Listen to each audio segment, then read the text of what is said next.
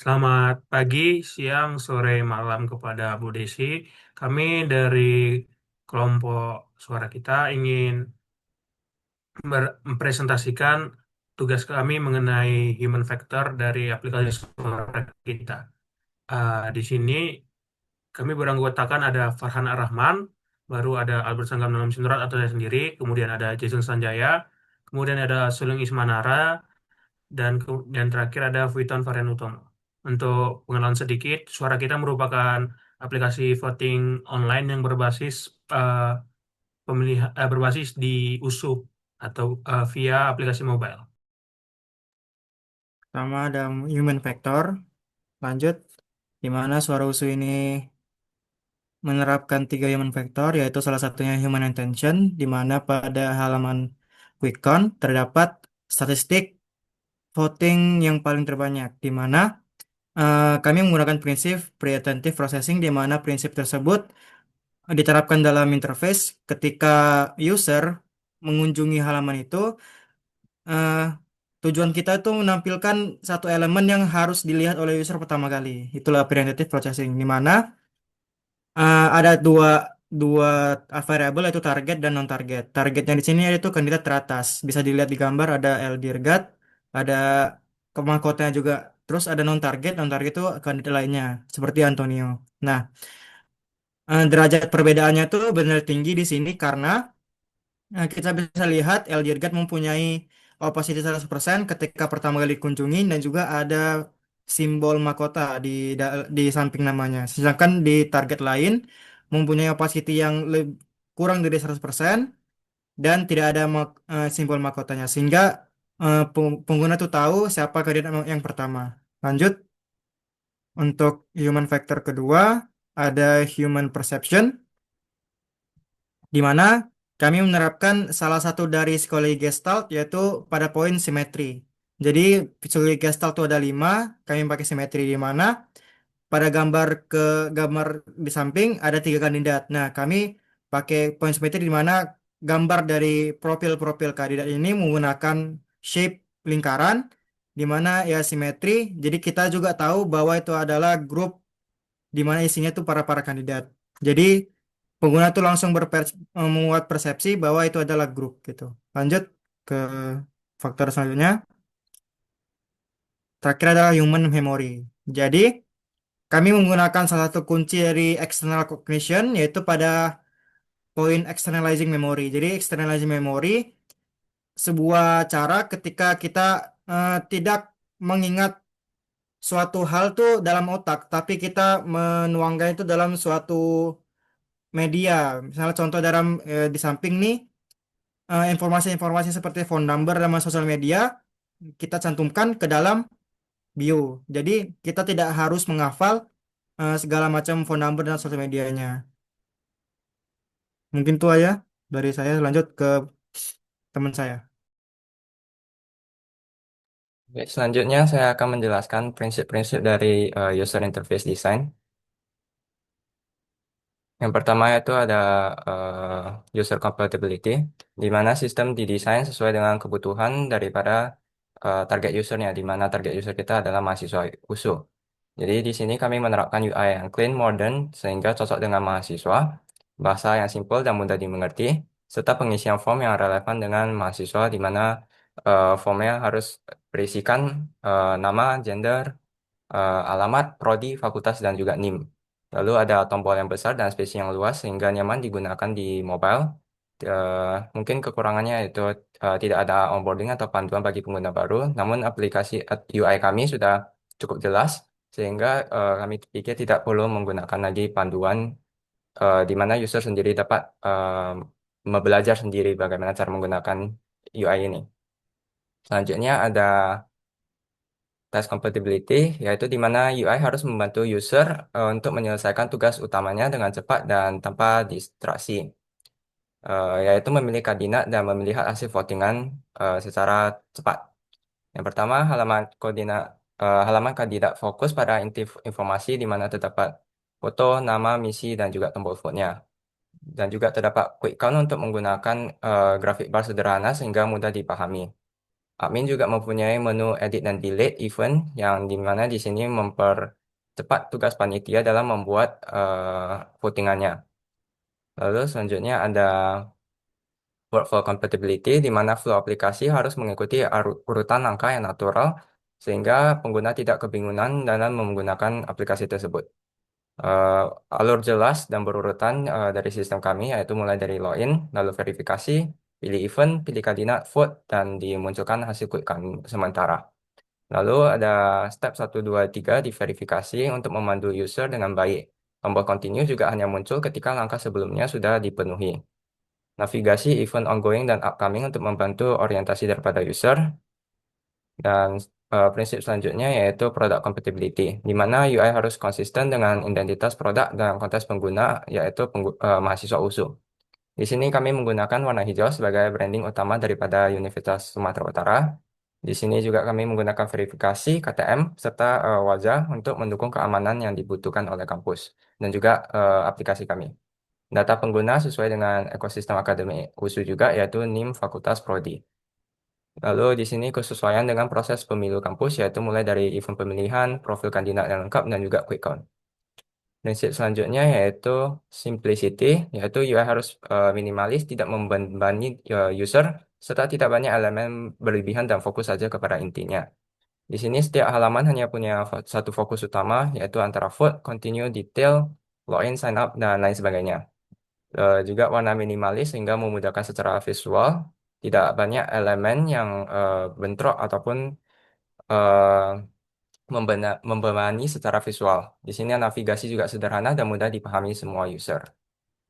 Lalu selanjutnya ada prinsip familiarity, di mana prinsip ini mengharuskan UI untuk menggunakan pola tombol terminologi yang sudah dikenal atau familiar dengan penggunanya. Di sini kami menggunakan foto kandidat yang bulat seperti pada aplikasi Instagram WhatsApp yang sudah terkenal. Lalu card event mirip slider e-commerce sehingga user cepat paham cara pakainya. Tombol Vote Now mirip tombol pada umumnya dan memudahkan aksi cepat. Di sini juga kami menggunakan ikon-ikon standar seperti back, edit, delete sehingga user mudah mengenali dan eh, meng- mudah untuk mempelajari cara pemakaian akun-akun tersebut. Selanjutnya ada prinsip kontrol. Di sini user harus mempunyai kendali penuh atas tindakan mereka. Seperti bisa mengulangi verifikasi atau back kembali ke halaman sebelumnya dan juga admin memiliki kontrol penuh atas profil yang ingin mereka edit. Di sini tombol back selalu tersedia di page manapun yang memang membutuhkan tombol back tersebut. Admin juga mempunyai kontrol penuh atas edit atau delete event dan profil kandidat sesuai dengan kebutuhan. User juga bisa edit profil kapan saja. Selanjutnya ada direct manipulation. Prinsip direct manipulation ini di mana user dapat berinteraksi secara langsung dengan objek secara natural seperti tap, swipe, dan drag. Di sini card bisa di tap untuk langsung menunjukkan detailnya. Banner bisa di swipe untuk menunjukkan apa-apa saja event yang sedang upcoming ataupun coming soon. Tombol memberikan feedback visual ketika ditekan dan memberikan animasi atau ekspektasi feedback. Ya, ada prinsip buat siswa juga di sini. Di aplikasi kami ada tombol login, sign up continue sudah cukup jelas. Terus tampilan kandidat menunjukkan detail sehingga mudah dipahami. Terus ada quick count yang menampilkan grafik dan data yang menggambarkan perhitungan. Eh, tapi kami di aplikasi kami tidak terdapat icon tambah label yang membuat fungsi ambigu dan berpotensi menghasilkan aksi yang tidak sesuai ekspektasi. Kedua, tombol vote-nya tanpa adanya konfirmasi. Selanjutnya, itu ada prinsip flexibility di mana terfokus pada fleksibilitas user, di mana aplikasi kami adanya navigasinya yang sederhana, tombol-tombol yang ada mudah untuk dijangkau, admin dapat memilih opsi tambahan, dan tidak memiliki desain atau fitur yang rumit. Di aplikasi kami ada kekurangan di mana tidak ada fitur search kandidat dan filter untuk mengurutkan kandidat, dan tidak ada pilihan login alternatif. Untuk prinsip selanjutnya ada responsiveness yang berfokus pada responsif aplikasi, di mana kekuatan aplikasi kami itu adalah layout yang simple sehingga mudah ditransformasikan, terus aksi utama yang sederhana sehingga mudah memberikan feedback, namun memiliki kekurangan di mana desain KM besar dan pengguna tidak dapat mengetahui apakah sistem sedang memproses data. Prinsip selanjutnya itu ada invisible technology, di mana berfokus pada proses yang rumit di belakang layar. Eh, Secara keseluruhan, alur pemilihan sangat memudahkan user, di mana user tidak mengetahui apa yang terjadi ketika user men-scan wajahnya dan proses di balik sistem. Selanjutnya ada prinsip robustness protection, di mana berfokus pada perlindungan error, di mana kekuatannya secara keseluruhan UI sudah minimalis dan memungkinkan agar user tidak bisa melakukan hal yang menyebabkan error input, tapi memiliki kelemahan di mana tidak memiliki fitur undo dan redo pada pemilihan. Yang prinsip selanjutnya ada easy of learning and ease of use. Memang kekuatan aplikasi kami ada pengguna tidak akan bingung dikarenakan navigasi sudah simpel dan mudah dipahami. Kedua, tata letaknya cukup familiar dan tugas tiap tombol tuh jelas untuk fungsinya. Namun ada pun kelemahan di mana kurangnya tutorial pada pengalaman pengguna pertama kali. Untuk selanjutnya akan dijelaskan oleh kawan saya. Baik, bagian selanjutnya itu ada error handling ya, yang dimana error handling di sini merupakan proses sistematis yang dirancang untuk membantu pengguna memperbaiki kesalahan yang saat mereka menggunakan sebuah sistem. Ada di sini kami yang pertama itu ada design preventif, yaitu mencegah kesalahan sebelum terjadi. Yang dimana pada fase ini sistem sistem kami sistem dirancang untuk meminimalkan peluang pengguna melakukan kesalahan sejak awal interaksi. Penjagaan dilakukan melalui validasi otomatis dan pembatasan UI yang logis. Pada fase ini, sistem dirancang untuk meminimalkan peluang pengguna melakukan kesalahan sejak awal interaksi. Pencegahan dilakukan melalui validasi otomatis dan pembatasan UI yang logis. Oke, yang pertama itu ada validasi input waktu nyata atau real time pada data diri. Untuk di sini kami memiliki sedikit masalah, yaitu input NIM itu sangat rentan terhadap typo atau kesalahan format, misalnya memasukkan huruf atau jumlah digit yang salah yang berakibat fatal pada proses autentikasi. Untuk implementasi teknis mencegah error tadi, sistemnya itu menerapkan validasi otomatis. Saat pengguna mengetik NIM, sistem secara langsung memverifikasi apakah info terdiri dari tepat 9 angka. Next. Untuk implementasinya di sini langsung boleh next. Kemudian ada navigasi linear terstruktur ataupun progress stepper. Yang dimana analisis masalahnya itu dalam alur verifikasi bertingkat, yaitu dari KTM ke wajah kemudian ke voting, pengguna sering mengalami kebingungan navigasi atau mencoba melompati tahapan penting. Maka dari itu, implementasi teknisnya ialah penerapan progress stepper visual seperti step 1, 2, and 3, dan juga memberikan peta mental yang jelas bagi pengguna. Kemudian langkah selanjutnya harus dalam status disable atau tidak aktif sampai langkah saat ini berhasil diverifikasi. Hal ini memaksa kepatuhan alur kerja dan mencegah kesalahan operasional. Next. Kemudian adalah yang kedua itu ada analisis penanganan pesan kesalahan, deteksi dan komunikasi, yang dimana ketika kesalahan tidak terhindarkan, sistem harus merespon dengan pesan yang menggunakan bahasa sederhana, spesifik, dan menawarkan solusi ataupun solutif. Untuk respon gagal scan wajah atau biometric feedback itu masalah yang sering dihadapi, ada tuh analisisnya itu kegagalan pengenalan wajah dikarenakan faktor lingkungan seperti cahaya atau posisi, bukan karena kerusakan sistem.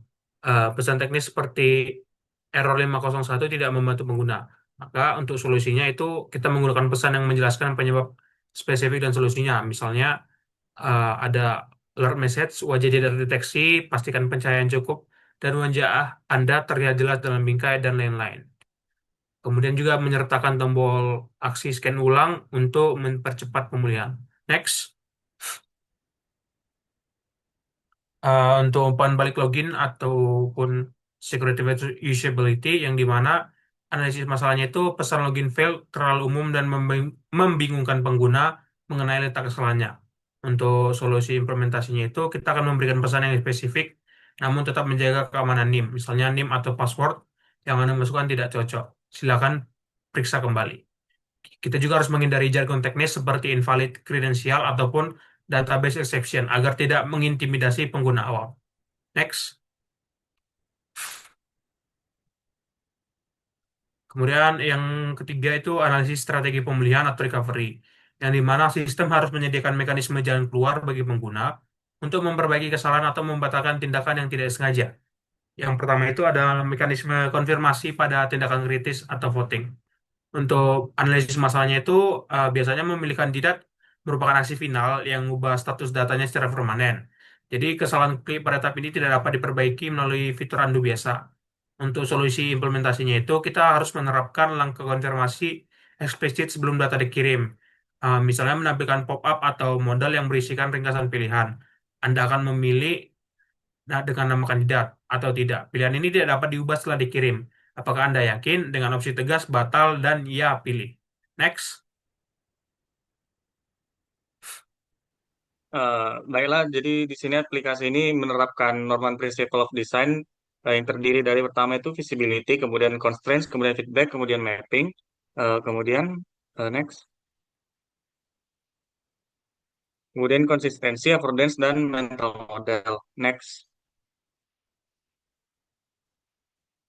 Untuk yang pertama itu visibility, maksudnya itu pengguna harus dapat melihat dengan jelas elemen paling penting yang bisa dilakukan untuk menghindari kebingungan. Contohnya itu tombol vote now yang mencolok, karena tombol tersebut merupakan fitur utama dari aplikasi ini, jadi dia harus paling nampak. Kemudian ada constraints yang maksudnya itu desain membatasi tindakan pengguna agar tidak melakukan kesalahan untuk mengurangi error. Di sini constraint-nya itu eh, halaman loginnya itu dia hanya membatasi untuk menerima alamat email sebagai alat untuk loginnya. Selain dari email, nggak bisa dipakai untuk login. Next. Selanjutnya itu ada feedback. Di sini sistem harus bisa memberi respon langsung setelah pengguna melakukan suatu tindakan, agar pengguna tahu apa yang baru saja terjadi. Nah, jadi ketika mendaftaran akun berhasil di aplikasi ini, aplikasi akan menunjukkan page yang mengatakan bahwa pendaftaran akun telah berhasil. Next. Kemudian ada mapping di sini, maksudnya itu hubungan antara kontrol aplikasi dan aksi yang diterima itu harus alami. Contohnya itu posisi logo profil di pojok kanan atas layar merupakan posisi yang sudah umum dijumpai di berbagai aplikasi. Jadinya pengguna bisa prediksi apa yang akan tombol tersebut lakukan. Next. Terus ada konsistensi, di mana desain harus konsisten agar pengguna bisa menebak cara kerja tanpa perlu mempelajari ulang fitur tersebut. Contohnya itu pengguna bisa menebak fungsi dari logo kamera untuk mengambil gambar, tanpa perlu cari tahu kembali apa fungsinya di sumber lain. Next. Kemudian ada affordance. Di sini maksudnya adalah desain harus bisa menunjukkan objek yang digunakan dengan tujuan agar membuat fungsinya terlihat dari bentuknya. Contohnya di sini ada area vote now yang diberi efek bayangan tampak seperti melayang, memberi sinyal kepada pengguna bahwa itu adalah sebuah tombol yang bisa ditekan. Next. Yang terakhir itu ada mental model. Di sini desain harus membantu pengguna membuat model mental mengenai cara sistem bekerja. Contohnya adalah desain halaman sign up yang tampak seperti halaman sign up pada umumnya dapat membuat pengguna tahu bagaimana cara menggunakan halaman ini dengan benar, seperti mengisi nama, gender, tanggal lahir, alamat, nomor HP, dan lainnya, dan sebagainya. Next. Mungkin sekian dari saya kembalikan kepada Albert. Baik, terima kasih pada Sulung. Mungkin itu saja mengenai materi human factor. Lebih dan kurangnya kami mohon maaf. Bila ada kesalahan kami mohon maaf. Mohon maaf. Sekian dan terima kasih.